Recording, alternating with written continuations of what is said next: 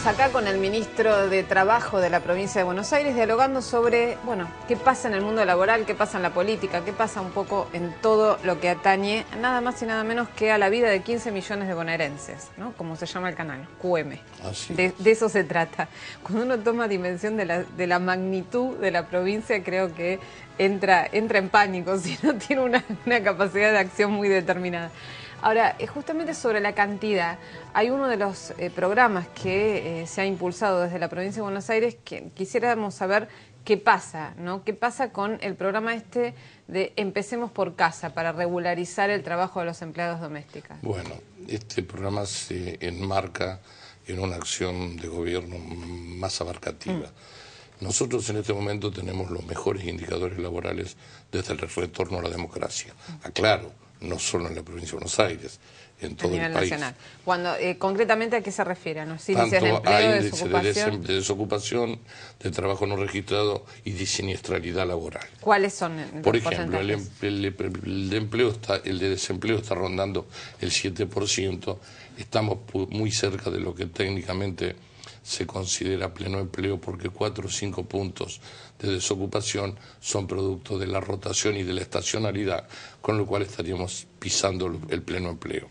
Estamos en alrededor de 33 puntos de trabajo no registrado, que es el más bajo también desde el retorno a la democracia, pero sigue siendo muy elevado. Y por ahí y también, por otro lado, tenemos una reducción importante de la siniestralidad y la mortalidad laboral. En el cuatrienio último se redujo la siniestralidad en casi un 20% y la mortalidad un 30%.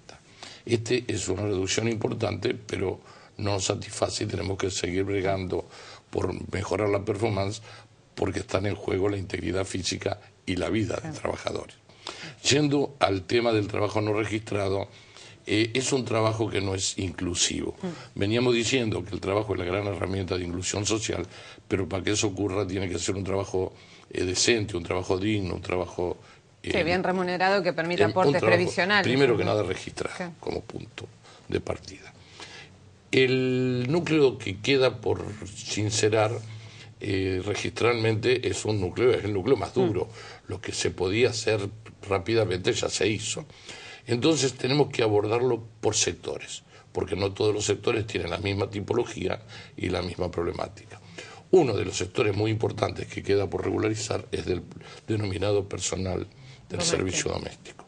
En ese sentido yo creo que no hay razones objetivas para que los empleadores no blanqueen y para que los trabajadores se nieguen a ser blanqueados. ¿Cuáles son las cifras hoy en día del trabajo en negro? Yo estimo que en la provincia de Buenos Aires estamos por encima de los 600.000, de los cuales no alcanzan a 100.000 blanqueados. Tenemos sobre 600.000, solo 100.000 blanqueados. Exactamente. ¿Y la nacionalidad? Porque muchas veces se dice... Se duplica prácticamente, porque la provincia de Buenos Aires en ese sentido debe estar rozando el 45% de la población del país en este universo, ¿no? Entonces... nosotros lo que decimos es que este sector no tiene elementos objetivos de resistencia por lo siguiente. Al empleador blanquear a un trabajador del servicio doméstico le cuesta 95 pesos por mes, que junto con el sueldo los tornan deducibles de ganancias. De manera que si es un contribuyente del impuesto a las ganancias, posiblemente el descuento sobre el mismo que obtenga a fin de año sea superior a 90 pesos por mes. De manera que de esa óptica no habría un argumento económico para no blanquearlo. Del lado de las trabajadoras existía históricamente una resistencia, que era la pérdida de los planes sociales. Al ser blanqueada, perdía, por ejemplo, el tan famoso jefe y jefa.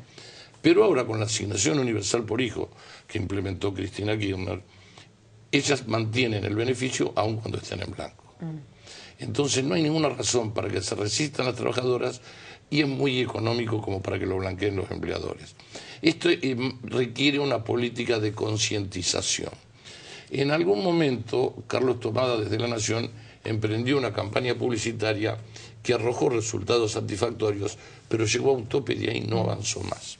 Yo creo que este segmento más duro, que todavía persiste, debe ser abordado desde una actitud militante con compromiso de todos los sectores de gobierno, nación, provincia, municipios, y de todos los actores sociales. ¿Por qué? Porque tenemos que llegar a esclarecer a los empleadores a través de las cámaras empresarias, de los colegios profesionales y a las trabajadoras a través de los ámbitos donde ellas se desempeñan. Ahora, ¿cómo es el trámite para lograr esto? Es sencillísimo, porque basta. ¿A dónde tiene que ir un trabajador de servicio doméstico, una trabajadora, para poder...? Puede ir, por ejemplo, a cualquiera de nuestras 46 delegaciones regionales y otras tantas subdelegaciones que tenemos en la provincia. Sobre 135 municipios tenemos 101, 102 delegaciones, entre delegaciones y subdelegaciones, de manera que tenemos prácticamente cubierto todo el territorio. O también puede ir a alguna de las cámaras empresarias que adhirieron al programa o a los municipios. Si es una trabajadora nacional, le basta con ir a sacar el quit y con eso se hace la registración. Si fuera una trabajadora extranjera, tendría que ir a la Dirección de Migraciones, donde rápidamente se le hace la radicación provisoria y con eso puede sacar el quit e inscribirse. Y el empleador también puede hacer eso. Nosotros en todas nuestras delegaciones tenemos personal especialmente capacitado que está a disposición para hacer este trabajo. Y además estamos haciendo una campaña militante, distrito por distrito y casa por casa.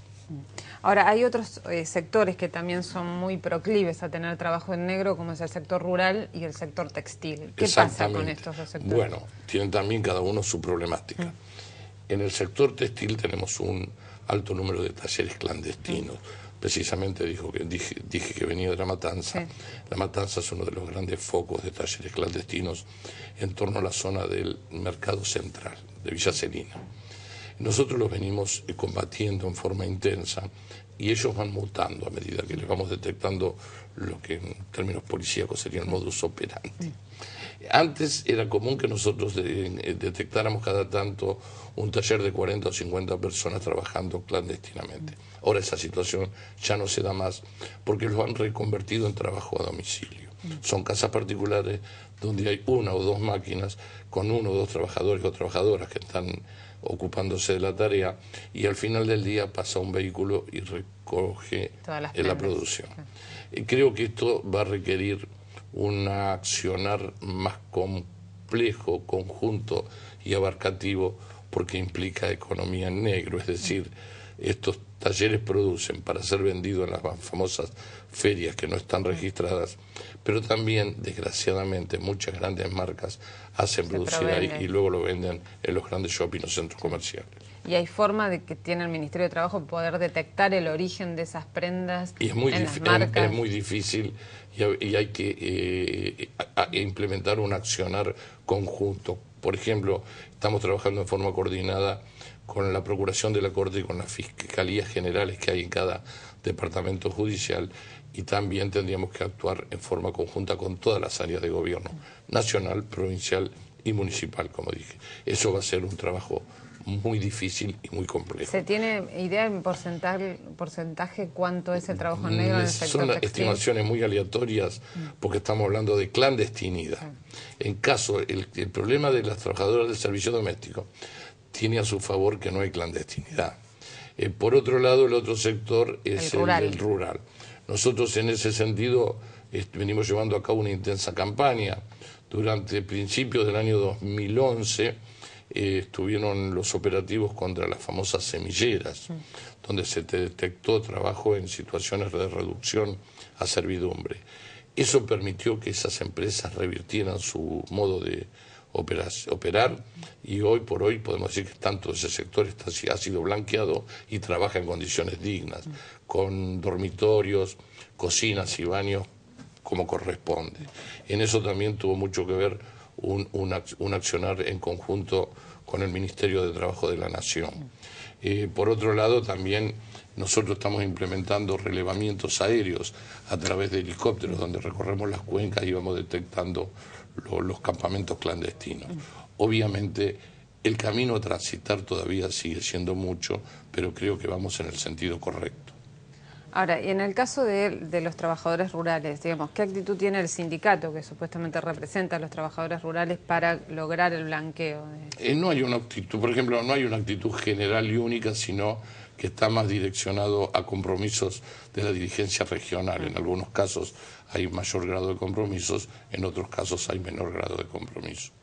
Otro de los temas que frecuentemente preocupan cuando aparecen las noticias policiales, pero no se analizan en situación de contexto preventivo, es qué hacer con los exconvictos o exconvictas, ¿no? Que salen de cumplir una pena y después es muy difícil que se reinserten laboralmente para poder llevar adelante su vida en normalidad y dentro de la legalidad. Digamos, ¿hay programas de la provincia en función de la posibilidad de incorporar, de insertar a exconvictos al mundo del trabajo? Sí, primero hay programas tendientes a la capacitación durante el último periodo de cumplimiento de la pena, para que cuando llegan al momento de la libertad ya estén capacitados y no tengan que empezar de cero. Y por otro lado, nosotros estimulamos a aquellos empleadores que ocupan a exconvictos con un subsidio que es del 50% del salario mínimo vital y móvil. Hoy el salario mínimo vital y móvil está en 2.300 pesos, es decir, que al empleador que ocupe a un convicto que ha cumplido su pena, el Estado provincial le da 1.150 pesos por mes durante un plazo de un año. ¿Y cómo es la reacción del empleador ante este programa? También presenta en principio alguna resistencia hasta que ven que el nivel de capacitación es adecuado, y en ese caso realmente encontramos que el subsidio es el factor determinante de que pueda incorporarlo o no. Existe un prejuicio de parte de los empleadores para tomar exconvictos. Ahora, ¿y el empleador que lo quiere hacer, cómo hace para acceder a ese plan? ¿Dónde está el Patronato de Heredados, el Ministerio de Justicia y el Ministerio de Trabajo? ¿Y este plan desde cuándo se está instrumentando? Desde el año 2008 fue puesto en vigencia. ¿Y en todos los rubros? O, ¿Cómo en todos claro, los rubros? Digamos, tienen las empresas pueden ser de cualquier rubro o hay algunas particularidades, algunas que especialmente... No hay preferencia para algún tipo de actividad. Sí hay preferencia para subsidiar a los sectores más vulnerables. Entonces le damos preferencia en el subsidio a aquellos que ocupen no exconvictos, o que ocupen personas con discapacidad, o que ocupen menores de 25 años, que son grupos de difícil inserción para conseguir su primer trabajo, o mayores de 45 que han quedado desocupados y a quienes les cuesta mucho reinsertarse. Ahora, ¿y es la única provincia que tiene un programa de estas De esta naturaleza, sí. Hay otras que lo tienen vía reducción impositiva. Pero no de subsidio directo. Exactamente. Ahora, ministro, teniendo en cuenta, digamos, la gran complejidad del mundo laboral y usted hablábamos en el bloque anterior de las dificultades financieras que por ahí repercuten a nivel provincial, ¿cómo analiza que va a evolucionar el mundo del trabajo, el trabajo en la provincia de Buenos Aires a lo largo de este año? Nosotros tenemos una experiencia muy valiosa con la crisis mundial 2008, fines del 2008 y el 2009. En ese momento hubo algunos amagues de despidos masivos por parte de empresas multinacionales, donde la firme actitud del Ministerio de Trabajo de Nación, junto con el de la provincia, exigiendo el procedimiento preventivo de crisis, obligó a reincorporar a los trabajadores. Y también hubo una actitud muy comprometida, y bueno reconocerlo, de los pequeños y medianos empresarios de la provincia de Buenos Aires, que entendieron que no había salvatajes individuales, que esa crisis la teníamos que enfrentar entre todos y la teníamos que sobrellevar entre todos. La Nación aportó los REPRO, que son unos subsidios a las empresas en crisis contra el compromiso de no despedir personal. Y también en la provincia de Buenos Aires firmamos muchos convenios con pequeñas y medianas empresas que se comprometieron a no despedir personal por un plazo de 6 meses, que luego renovaron por otros 6 meses más sin contraprestación alguna de parte del Estado. Con lo cual se generó un clima de expectativa favorable y además se generó un círculo virtuoso. Al no despedir se mantuvo el nivel de consumo y se mantuvo el nivel de actividad económica y no fue necesario despedir. Si por el contrario se hubiera comenzado ajustando por los trabajadores, se hubiera despedido, se hubiera reducido el consumo, se hubiera reducido el nivel de actividad económica y se hubieran generado nuevos despidos. Es decir, se generó un círculo virtuoso en lugar de generar un círculo perverso, como hubiera sido comenzar por los despidos. ¿Están evaluando algún programa? Estamos preparados para repetir ese accionar en caso de que sea necesario, y el gobierno de la provincia de Buenos Aires, junto con el Ministerio de Trabajo de Nación, en aquellos casos puntuales que se nos presentan. Por ejemplo, la industria de la carne, por falta de stock ganadero, está subsidiando a través de Repro el mantenimiento de puestos de trabajo. Bueno, para ir terminando, ministro, le propongo un pequeño juego. ¿Cómo no? A ver, que elija, acá tenemos algunas cartas, que es como una especie de ping-pong. Usted elige 2 o 3, de a una, y me va diciendo qué opina de esas caras que aparecen ahí. A ver. ¿Así sería? No, del otro lado. Ah, perdón. Sergio Massa fue un compañero de gestión cuando él asumió en el ANSES. ¿Y qué piensa como Es un hombre muy capaz. posible candidato en la provincia de Buenos Aires? A ver, la mostramos a cámara porque si no los... Según algunos indicadores de encuesta, es uno de los intendentes que mejor mide. No sé. No sé, usted no... No, todavía no. No abre juicio, todavía no. No soy yo el que proclama candidaturas. Está. ¿Usted con él inventó el plan Jefas y Jefes? ¿Es así? Estuvimos juntos en el Ministerio de Trabajo. Él estaba en el ANSES y yo estaba en como jefe de gabinete del Ministerio de Trabajo. Él se recurrió al ANSES porque era el único organismo que tenía un centro informático de envergadura tal como para hacer la carga de esa magnitud y además la capacidad operativa para efectuar el pago. Y yo estuve en trabajo desde enero del 2002 hasta abril, 4 o 5 meses. Me fui en el momento que teníamos el gran interrogante, si el sistema informático del ANSES iba a resistir la carga. Afortunadamente la resistió y los bancos pagaron. No hubo problemas con esa instrumentación no, porque en la hubiese dimensión sido... de ese programa. Bueno, otra cartita. Florencio Randazzo, un hombre de la provincia de Buenos Aires, hoy es ministro de Interior de la Nación, un gran dirigente, un gran compañero. Otro con aspiraciones también en la provincia. También son legítimos, es un militante del peronismo de la provincia de Buenos Aires. Bueno, si hay algo que tiene el peronismo de la provincia es militantes, ¿no? Bueno, pero es un militante que ha logrado ocupar espacios... Con muchas ganas. Claro, y con muchos títulos también. Bueno, y la última, ministro. Sabatella. A Sabatella. Bueno, otro dirigente de la provincia de Buenos Aires. Sin duda, no pertenece al movimiento político al cual yo pertenezco y tampoco tenemos mucha visión en común sobre los proyectos, aunque él dice acompañar el proyecto de Cristina. Es muy crítico a Daniel Scioli. Sí. ¿Y usted coincide con algo o no? En absoluto. En absoluto. No, y lo prueba, la dio el electorado con la poca adhesión que obtuvo en la última elección. Bueno, le agradezco muchísimo por habernos acompañado acá en Notas Verdaderas en este programa nuevo de este nuevo ciclo. Gracias, hasta luego.